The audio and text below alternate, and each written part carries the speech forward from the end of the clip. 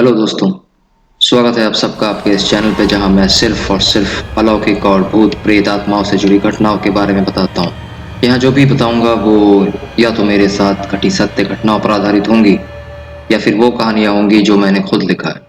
यहाँ आपको ऐसी कहानियां नहीं मिलेंगी जो किसी पब्लिक प्लेटफॉर्म या किसी वेबसाइट से लिया गया। यहाँ बताई गई सारी घटनाएं और कहानियां मेरे खुद के लिखे गए संग्रह से ही लिए गए हैं।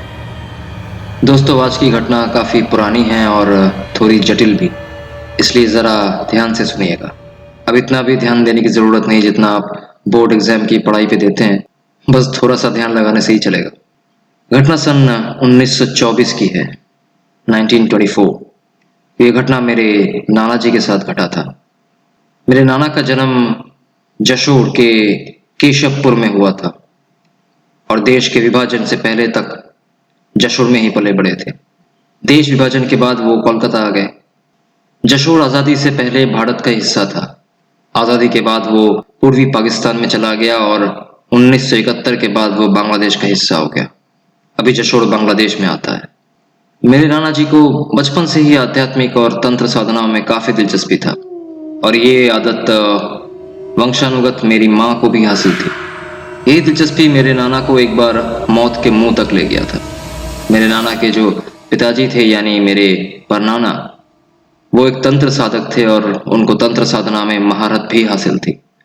एक बार मेरे नाना उनके पिताजी से एक किस्म की तंत्र साधना को सीखने की जिद करने लगे। ये वो साधना थी जिससे हम आत्माओं को बुला के उनसे बात कर सकते थे। अंग्रेजी में इसे हम प्लेंचेट के नाम से जानते हैं। मेरे परनाना इस बात से बिल्कुल भी सहमत नहीं थे। उनका मानना था कि इन आत्माओं को जबरदस्ती हमारी दुनिया में आने के लिए मजबूर करना एक तरह का पाप है। ऐसा नहीं था कि उन्होंने ये पाप कभी नहीं किया था, कई बार किया था, पर इस पे उनका तर्क ये था कि अगर तुम्हारे पाप करने से किसी की तकलीफ दूर होती है, उस पाप को करने में भी तुम्हें किसी तरह का संकोच नहीं होना चाहिए। मनुष्य की सेवा में अर्पित जीवन ही सर्वोत्तम जीवन है, लेकिन सिर्फ अपने मनोरंजन या प्रयोग के लिए किसी आत्मा को पीड़ा देना, उनके साथ जबरदस्ती करना, ऐसा पाप कभी मत करो। इतना कुछ समझाने के बाद भी नाना जी अपने जिद पर अड़े थे। मेरे परनाना ने उन्हें दोबारा समझाने की कोशिश की ताकि वो मान जाए। वो नाना जी को इसलिए बार बार समझाने की कोशिश कर रहे थे क्योंकि उन्हें पता था यह तंत्र साधना इतना आसान नहीं है। आप जिस आत्मा को बुलाओगे केवल वही आएगा, ऐसा जरूरी नहीं है। अगर साधना में जरा सी भी गलती हो गई तो जिसे आपने बुलाया था वो तो नहीं आएगा, पर वो आएगा जिसका मूल उद्देश्य सिर्फ और सिर्फ आपका सर्वनाश करना ही होगा और जिसे काबू में करना और वापस भेजना तकरीबन नामुमकिन होगा, क्योंकि वो कोई अहानिकर आत्मा नहीं बल्कि शैतान का दूसरा रूप होता है। मेरे परनाना को पता था कि मेरे नाना अभी इतने परिपक्व नहीं हुए कि इन सब जटिल बातों को समझ सके। मेरे नाना तब केवल 11 साल के थे, लेकिन इतनी कोशिश के बावजूद मेरे परनाना को मेरे नाना के जिद के आगे झुकना पड़ा। वो राजी हुए। धीरे धीरे उन्होंने नाना जी को यह तंत्र विद्या सिखाना शुरू किया। इस विद्या में बहुत ज्यादा धैर्य और एकाग्रता की जरूरत होती है और मेरे नाना जी के पास दोनों की ही कमी नहीं थी। मेरे नाना जी धीरे धीरे इस विद्या को पकड़ने लगे। अब नाना जी इस विद्या को पकड़ रहे थे या ये विद्या नाना जी को पकड़ रही थी, ये तो भगवान ही जाने। इस विद्या को सीखने में नाना जी इतने मशगूल हो गए कि उन्हें खाने पीने का होश भी नहीं रहा। एक तरह से कहा जाए तो मेरे नाना जी को लत सी लग गई थी। वो पाठशाला जाने के बहाने अघोरी बाबाओं के पास जाने लगे। यूं तो अघोरी बाबा जितने भी थे वो किसी भी अनजान राहगीर या अनजान लोगों से बात नहीं करते थे, पर वो मेरे दादाजी से घंटों वार्तालाप करते रहते थे और उसके पीछे एक खास वजह थी और वो वजह थी मेरे परनाना जी। तंत्र विद्या में उनकी उपलब्धि, गुण और सक्षमता के कारण उनका काफी बोलबाला था। सब उनकी इज्जत करते थे। उनकी इज्जत करने की एक और वजह यह भी थी कि वो पेशे से वकील थे, पर आध्यात्मिक, धार्मिक और चरमपंथी सोच रखने की वजह से तत्कालीन ब्रिटिश सरकार ने उन्हें वकालत पे प्रतिबंध लगा दिया था और सबको पता था कि ये यानी कि मेरे नाना जी उनके ही सपूत हैं। इसी तरह कुछ हफ्ते बीत जाने के बाद मेरे नाना जी के बाकी घर वाले यानी मेरी परनानी, नाना जी के ताया जी, ताई जी उनके बेटे और बाकी सारे लोगों ने गौर किया कि नाना जी में कुछ बदलाव आए हैं। नाना जी ने पानी पीना बिल्कुल बंद कर दिया था। खाने के पहले, खाने के बाद, बाहर से आने के बाद या पूरे दिन में उन्हें कभी भी नहीं देखा जा रहा था कि वो पानी पी रहे हों। और सबसे आश्चर्य की बात यह है कि इस बदलाव से खुद नाना जी भी वाकिफ थे। वो इस बदलाव को भली भांति देख और समझ पा रहे थे कि भले उन्हें कितना भी प्यास लगे, पर पानी देखते ही उन्हें उल्टी सा आता था और सारी प्यास तुरंत बुझ जाती थी। ऐसा लगता था मानो कि और एक बूंद पानी पीने का भी पेट में जगह नहीं थी। और एक दिन जिस चीज का डर घर वालों को था वही हुआ। शरीर में पानी न जाने की वजह से नाना जी की तबीयत खराब होने लगी। नाना जी को तेज बुखार के साथ साथ भयंकर खून की कमी होने लगी। नाना जी का पूरा बदन सफेद पड़ने लगा और एक अद्भुत चीज देखने को मिला। नाना जी को चलने फिरने में तकलीफ होने लगी क्योंकि नाना जी का दाहिना पैर कमजोर होने लगा था। नाना जी पूरी तरीके से बिस्तर पर कैद हो गए थे। पर नाना जी उस वक्त घर पर नहीं थे। वो मदारीपुर, जो कि एक दूसरा जिला था, वहां एक जखा नाम के गांव में चंडी पाठ करने के लिए गए थे। घर वालों को पता था कि ऐसे माहौल में पन्नाना जी का होना अत्यंत आवश्यक है, इसलिए तुरंत एक लड़के को उनके पास भेजा गया उन्हें खबर पहुंचाने के लिए। घर वाले थोड़े चिंतित थे क्योंकि वो लोग जशोर में रहते थे और मदारीपुर जहां पन्नाना जी गए थे वो ढाका में था, जो कि उनके घर से थोड़ा दूर था। उस लड़के को पन्नाना जी के पास जाने में, उन्हें खबर पहुंचा के वापस आने में तकरीबन 4-5 दिन लग जाते। इसलिए नाना जी के घर वालों ने बिना समय ज़ाया किए तुरंत वैद्य जी को बुला लिया। वैद्य जी ने इलाज शुरू कर दिया, पर दिन ब दिन तबीयत ठीक होने की जगह और बिगड़ती नजर आई। इतने में मेरे पन्नाना जी तक इस बात की खबर पहुंच गई। पन्नाना जी सुनते ही समझ गए कि ये बीमारी आई नहीं है बल्कि लाई गई है और इसके जिम्मेदार खुद नाना जी है। वो समझ गए कि जरूर साधना की विधि में नाना जी से कोई भूल चूक हुई है। पन्नाना जी ने क्षण भर की देरी किए बगैर घर के लिए रवाना हो गए। चौथे दिन पन्नाना जी घर पहुंच गए और वो घर में घुसते ही महसूस किए कि घर की स्थिति बिल्कुल संतोषजनक नहीं थी। घर की दशा बदल चुकी थी।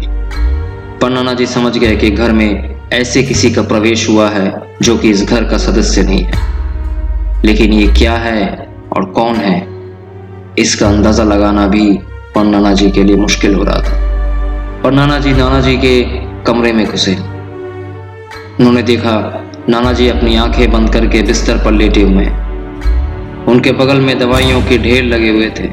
घर के सारे काम करने वाली चित्रा लगातार नाना जी के पैर और सर पे ठंडे पानी की पट्टियां डाल रही थी और सिराने पे बैठी पन्नानी जी का रो रो के बुरा हाल हो गया था। पन्नाना जी नाना जी के पास जाके बैठे।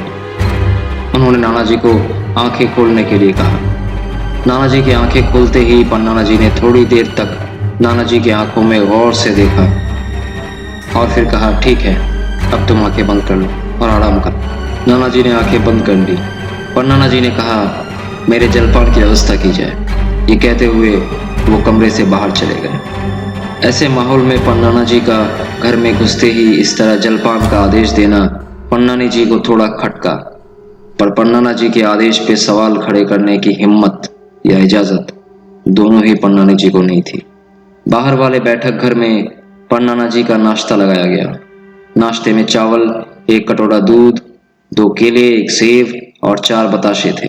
उन्होंने अपने सेवक से थोड़ा सा नमक लाने को कहा।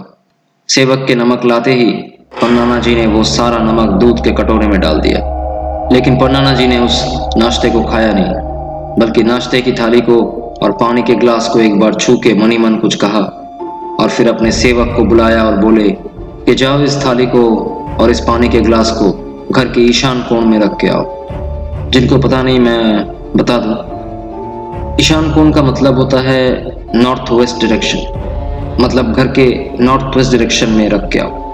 जैसा कि पन्नाना जी ने कहा, सेवक ने नाश्ते की थाली और पानी के ग्लास को घर के नॉर्थ वेस्ट डायरेक्शन कॉर्नर में रख के आए। पन्नाना जी अपने कमरे में चले गए और माला जपने लगे। उनके हाथ से हमेशा एक रुद्राक्ष की माला लिपटी रहती थी। दोपहर का आहार करने के बाद पन्नाना जी ने अपने सेवक को वापस बुलाया और कहा कि जाओ जाके उस नाश्ते की थाली से दूध का कटोरा लेके आओ, सिर्फ दूध का कटोरा। सेवक जाके दूध का कटोरा ले आया और पन्नाना जी को दिए। पन्नाना जी उस दूध के कटोरे से एक चुस्की लगाई और कुछ क्षण उसे मुंह में रखने के बाद ही थूक दिया। पूरे चेहरे में एक डर और चिंता का मिश्रण झलक गया। उनको देख ऐसा लग रहा था मानो अभी रो देंगे। अपने आप को उन्होंने संभाला और अपने सेवक से कहा, उस नाश्ते की थाली को और इस दूध के कटोरे को एक पोटली में बांधो और लकड़ियां डाल के जला दो। लकड़ियां किसी शमशान घाट की होनी चाहिए। यूं तो ये सेवक मेरे पन्नाना जी के पास आए थे अथर्ववेद पे ज्ञान प्राप्त करने के लिए, पर मेरे पन्नाना जी के साथ रहते रहते उन्हें भी थोड़ा बहुत तंत्र साधना के विषय में ज्ञान हो चुका था।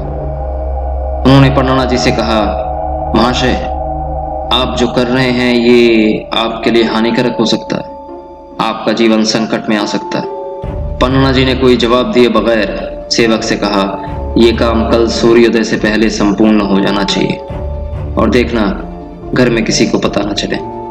और हाँ, आज रात्रि 12:30 बजे हम साधना में बैठेंगे, उसका आयोजन कीजिए, जैसा आप कहें। ये कहते हुए सेवक चला गया और पन्नाना जी अपनी आंखें बंद करके दोबारा माला जपने लगे।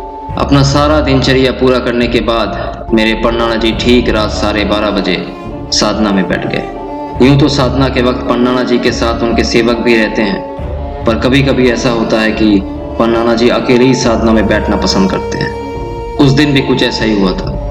पन्नाना जी जब 12:30 बजे साधना में बैठे तो वो अकेले ही थे, क्योंकि ये साधना थोड़ी जटिल और संकटपूर्ण थी। असल में इस साधना से पन्नाना जी ये जानना चाहते थे कि क्या सच में इस घर के अंदर किसी अवांछित अस्तित्व का प्रवेश हुआ है या नहीं, और अगर हुआ है तो वो क्या है, क्यों है और उसका उद्देश्य क्या है। लगभग 4 घंटों तक प्रक्रिया चली, पर अंत में पन्नाना जी को प्रक्रिया बंद करनी पड़ी, क्योंकि अनुकूल काल और तिथि समाप्त हो रही थी। पन्नाना जी को संतोषजनक परिणाम नहीं मिले, बल्कि इसका परिणाम पन्नाना जी को और ज्यादा भयभीत और विचलित कर दिया।